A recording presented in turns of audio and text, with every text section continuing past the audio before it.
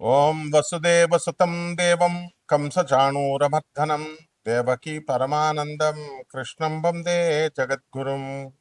ఓం శ్రీ రాధాకృష్ణాభ్యాం నమ. కృష్ణం వందే జగద్గురుం, అర్జునం వందే జగదే కబీరం. మనకిప్పుడు జూలై 4, 2026 సంవత్సరం రోజున మనకి శుక్రుడు సింహరాశిలోకి వస్తున్నాడు. సింహరాశిలోకి వచ్చినప్పుడు సింహరాశి మరి శుక్రుడికి ఏంటండి శత్రుస్థానం. దానివల్ల కేతువుతో కలుస్తున్నాడు. ఎందువలన ఇది ప్రాచీనమైనటువంటి ఏన్షియంట్ ఆస్ట్రాలజీలో జ్యోతిష్ శాస్త్రంలో శత్రుక్షేత్రంగా చెప్పబడింది. అలాగే మోడర్న్ సైన్స్లో ఈ యొక్క శుక్రుడి యొక్క పాత్ర ఏమిటి, ఈ శుక్రుడు సింహరాశిలోకి వస్తే ద్వాదశ రాశుల వారికి కూడా ఏ విధమైనటువంటి ఫలితాలు వస్తాయి అవన్నీ కూడా మనం చెప్పుకుందాం. ఇక్కడ శుక్రుడు మనకి సూర్యుని కంటే కూడా దగ్గరగా ఉన్నటువంటి రెండవ స్థానంలో ఉన్నటువంటిది అనమాట. సూర్యుడికి నుంచి చూసుకుంటే రెండవ స్థానంలో మనకి ఈ యొక్క శుక్ర గ్రహం ఉంది. అండ్ భూమికి అత్యంత క్లోజెస్ట్గా ఉన్నటువంటి ప్లానెటరీ నైబర్, మనకు చాలా దగ్గరగా ఉన్నటువంటిది. అలాగే భూమి మీద ఉండేటటువంటి పరిస్థితులు అంటే భూమితో సిమిలర్గా ఉంటుందన్నమాట. ఆ తర్వాత అంటే రాక్గా ఉండడము, ఇవన్నీ కూడా దళసరిగా డెన్స్గా ఉండడము, ఇవన్నీ కూడా ఉంటాయి.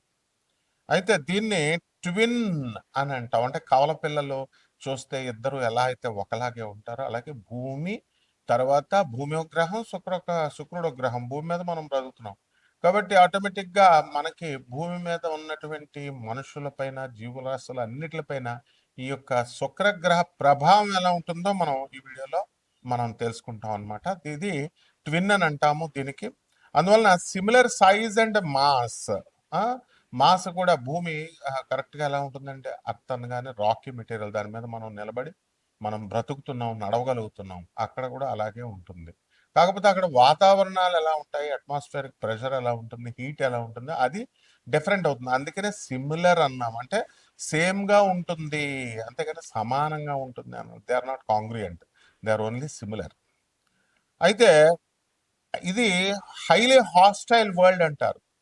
హాస్టైల్ వరల్డ్ అంటే ఇట్ ఇస్ ఒక్క గ్రహానికే మనం చెప్పుకుంటాము. And runaway greenhouse effect దీని మీద నడుస్తుంది. అట్మాస్ఫియర్ ఎక్కువ CO2 కార్బన్ డైఆక్సైడ్ ఎక్కువగా ఉండడం వల్ల crushing atmosphere of carbon dioxide ఎక్కువగా ఉంటుంది అక్కడ. ఆ తర్వాత సర్ఫేస్ టెంపరేచర్స్ కూడా చాలా హాట్గా ఉంటాయి అన్నమాట. అంటే లెడ్ని మనం కరిగించే అంత ఎక్కువ టెంపరేచర్ అనేటటువంటిది ఈ శుక్రగ్రహానికి ఉంటుంది. అలాగే దాని ఒంట్లో ఉన్నటువంటి ఎన్విరాన్మెంట్, అక్కడ ఉన్నటువంటి వాతావరణం ఎలా ఉంటుందంటే మల్టిపుల్ లెథల్ ఎలిమెంట్స్ ఉన్నాయి దాంట్లో. అవి ఏం చేస్తాయంటే హ్యూమన్ టెక్నాలజీని కానీ మనం అలాగే లైఫ్ని కానీ వెంటనే నాశనం చేసేస్తాయి అనమాట. అందువల్లనే శుక్రయాన్ మనం వెళుతున్నాం, ఇప్పుడు శుక్రయాన్ మీదకు వెళుతున్నాం. 1975 ఆ ప్రాంతంలో మనం నాసా వెళ్ళగలిగింది శుక్రుడి మీద. అక్కడ ఉన్నటువంటి వివరాలన్నిటిని కూడా తీయగలిగింది, ఫొటోస్ ఇవన్నీ కూడా. అలాగే ఈ శుక్ర గ్రహం మీద క్రషింగ్ అట్మాస్ఫియరిక్ ప్రెషర్ ఉంటుందన్నమాట. ఎవరినైనా సరే క్రష్ చేసేస్తుంది.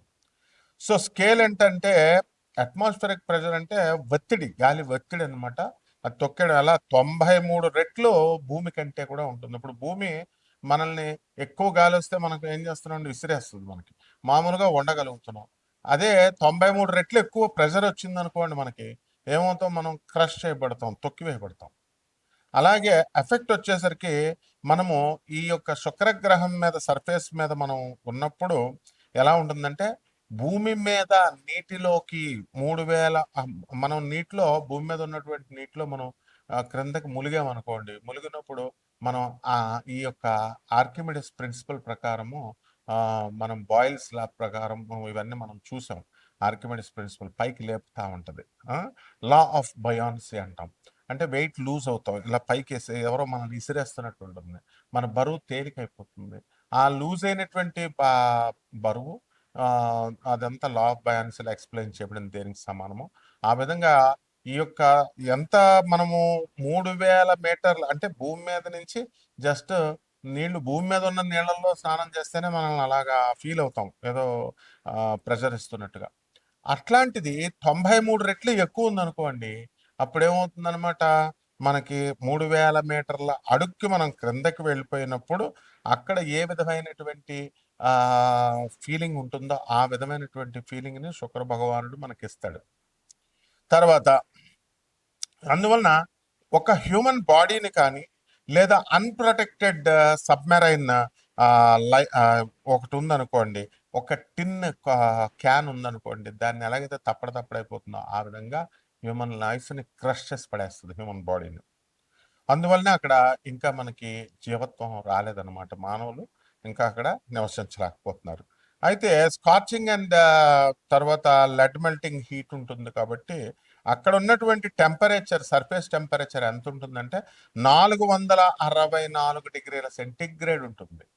అది మనం కరెక్ట్‌గా 50 డిగ్రీలు వచ్చేసరికి ఇక్కడ మనం హీట్‌కి భరించలేకపోతున్నాము. ఢిల్లీలో 54 వచ్చేసరికి కంగారు పడిపోతున్నాం.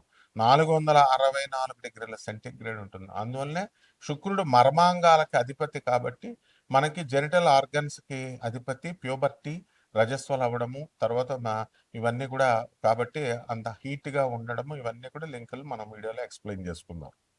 తర్వాత సన్ నుంచి మనం తీసుకున్నప్పుడు 108 మిలియన్ల కిలోమీటర్ల దూరంలో ఈ యొక్క శుక్రగ్రహము అనేటటువంటిది ఉందన్నమాట.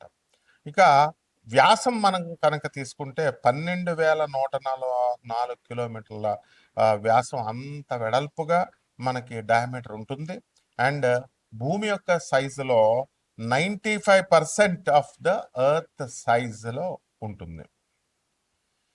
సర్ఫేస్ టెంపరేచర్ మనం చెప్పుకున్నాము, అట్మాస్ఫియరిక్ ప్రెషర్ 93 రెట్లు మనం చెప్పుకున్నాము. తర్వాత అక్కడ ఏమైనా మూన్స్ ఉంటాయంటే అవి నన్ను అనమాట దానిపైన. సో 4 టెరెస్ట్రియల్ ప్లానెట్స్ ఉన్నాయండి, అంటే రాకీగా ఉన్నటువంటిది మనకి ఈ పాలపుంతలో, మిల్కీ వేలో, సోలార్ సిస్టంలో.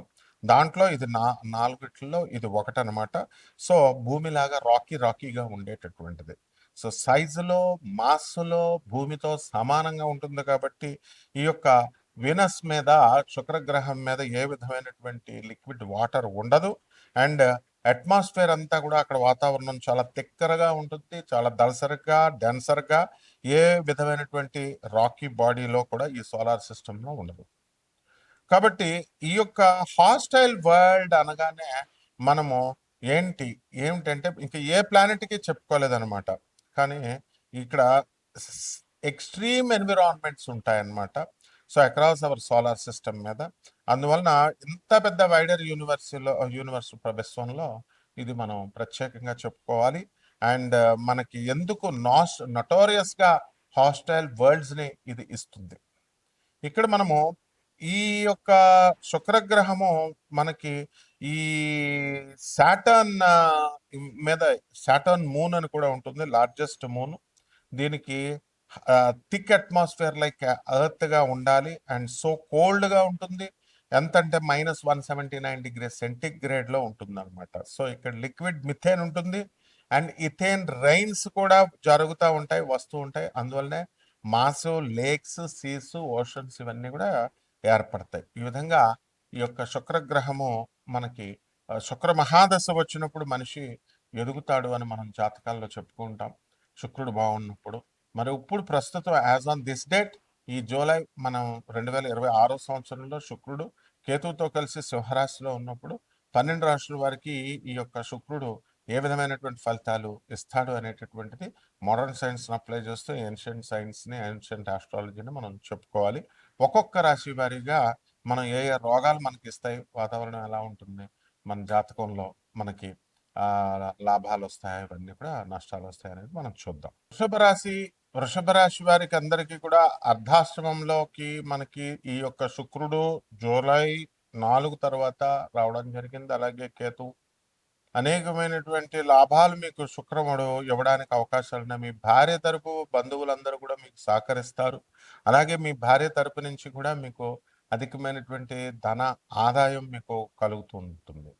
అలాగే ఎన్ని సుఖాలు ఉన్నప్పటికీ కూడా మీకు ఏదో ఒక విధమైనటువంటి నిరాశ, నిస్పృహ అనేటటువంటిది ఎక్కువగా ఉంటుంది. వైరాగ్యం అనేటటువంటిది ఈ యొక్క ఈ నరాల వీక్‌నెస్ అనేటటువంటిది ఎక్కువగా రావడానికి అవకాశాలుంటాయి. ఎందువలనంటే ఈ యొక్క బుధుడు మనకి జూలై 7 తర్వాత మనకి బుధుడు సవ్య దశలో మిథున రాశిలో ఉన్నాడు. ఆ తర్వాత మనకి వక్రించి జూలై 24 తర్వాత బుధుడు వక్రించి ఉన్నాడు. కాబట్టి మనకి ఎంఫైసీమా అనేటటువంటిది లేదా క్రానిక్ బ్రాంకటైటిస్.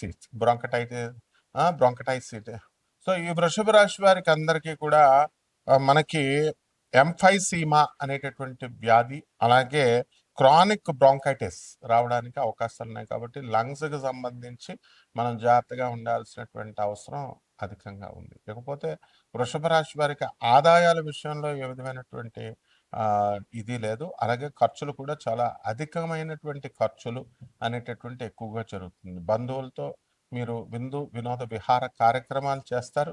ఆ తర్వాత చక్కగా ఈ యొక్క రాహు మనకి కుంభరాశిలో ఉన్నాడు చక్కగా. అందువలన రాజ్యస్థితి కారకుడైనటువంటి ఈ యొక్క రాజ్యస్థితిలో ఉన్నటువంటి ఈ యొక్క రాహు మీకు వృత్తిలో విపరీతమైనటువంటి ప్రాక్టికాలిటీని ఇస్తాడు. మీరు చేసేటటువంటి ఆ యొక్క పని విధానాన్ని చూసి మొత్తం మీకు యాజమాన్యాలన్నీ కూడా మిమ్మల్ని చక్కగా మెచ్చుకుంటాయి. మీకు చక్కగా మీకు ప్రమోషన్స్ ఇవన్నీ కూడా ఇవ్వడం జరుగుతుంది. అలాగే మహిళలు ఎవరైతే ఉన్నారో అటువంటి వాళ్ళందరూ కూడా మీకు కలిసి రావడం అనేటటువంటిది జరుగుతూ ఉంటుంది. అలాగే ఈ యొక్క ఇల్లు కట్టలేనటువంటి వాళ్ళందరూ కూడా ఇప్పుడు ఇల్లు కట్టగలుగుతారు. స్థలాలు కొనలేనటువంటి వాళ్ళందరూ కూడా స్థలాలు కొనడం అనేటటువంటిది జరుగుతుంది. అలాగే ఈ యొక్క వృషభ రాశి వారందరూ కూడా విదేశాలకు వెళ్ళడానికి అవకాశాలు ఉన్నాయి. కాబట్టి ఎవరైతే పాస్పోర్ట్లు లేవో మరి అటువంటి వాళ్ళందరూ కూడా పాస్పోర్ట్లు అప్లై చేసుకోవడం జరుగుతుంది. అండ్ ఎక్స్పోర్ట్స్ ఇంపోర్ట్స్ బిజినెస్ల్లో కూడా వీళ్ళు మంచిగా రాణిస్తారు. ఆ విధంగా ఈ యొక్క లాభంలో ఉన్నటువంటి ఈ యొక్క శని మనకి వక్రించి జూలై 27వ తేదీ నుంచి వక్రించి ఉన్న కారణంగా చక్కగా మీకు అద్భుతమైనటువంటి లాభాలు మీకు రావడం జరుగుతుంది. ఇనుము లెడ్ సంబంధమైనటువంటి వ్యాపారాలు ఎవరైతే చేస్తున్నారో అటువంటి వాళ్ళందరూ కూడా మంచి లాభాల్లోకి వెళ్తారు. ఇక పరిహారాల దగ్గరికి వచ్చేసరికి మనకి ఈ యొక్క ప్రభుత్వం నుంచి అన్ని విధాలైనటువంటి లాభాలు వస్తాయి. కానీ అక్కడ మనకి గురుగ్రహం అనేటటువంటిది కొంచెం వెనకంజ వేస్తున్నాడు. కాబట్టి ఈ యొక్క గురు జపం చేసుకోండి, గురు స్తోత్రాలు చదవండి, గురువుకు కిలో పావు ఈ యొక్క శనగల్ని, ఆ తర్వాత తెలుపు రంగు వస్త్రాలనిచ్చి పేద బ్రాహ్మణులకి గురువారం నాడు తెల్లవారుజామున ఉదయం 3 గంటలకి దానం చేసుకోండి. అలాగే మేడి చెట్టుని వేయండి. ఇంట్లో చక్కగా మేడి చెట్టుకు నీళ్లు వేస్తూ రోజు తులసి చెట్టుకు పూజ చేసినట్టుగా మేడి చెట్టుకు పూజ చేసుకుంటూ ఉండడం.